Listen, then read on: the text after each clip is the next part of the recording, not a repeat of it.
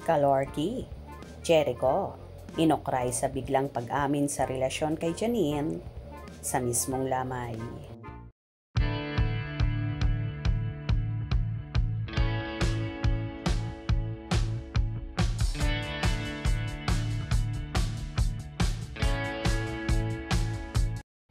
Viral ang ginawang pagpupugay ni Jericho Rosales sa burol ng Asia's Queen of Songs na si Pilita Corrales.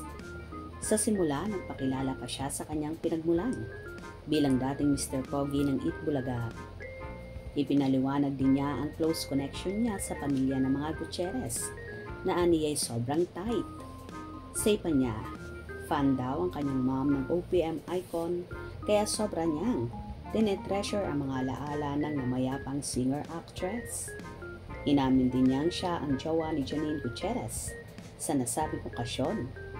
Umani naman ang samot-saring reaksyon ang public admission niya ng relasyon nila ni Janine na di niya derechahang maamin noon sa interviews. I'm here because I'm supporting an amazing family.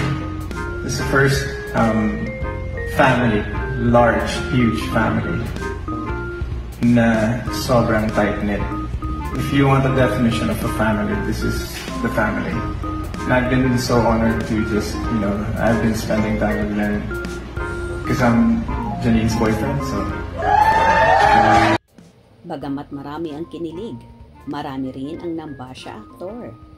Hirit na mga nag-ampalaya. Mali raw ang timing ng pagpapakilala ng aktor bilang boy-free ni Janine sa naturang solemn celebration.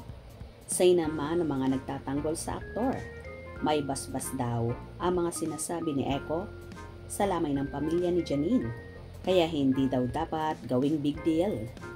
Ito ang ilan sa kanilang mga reaksyon. Kinikilig ako nung sinabi niyang, I am Janine's boyfriend. Show, Stealer, an appropriate place. My God, inappropriate event naman. Ang dami-dami nilang interviews.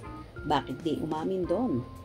Hi, madami naman pagkakataon para sabihing boyfriend siya. Dapat nag-focus sa alaala ni Pilita.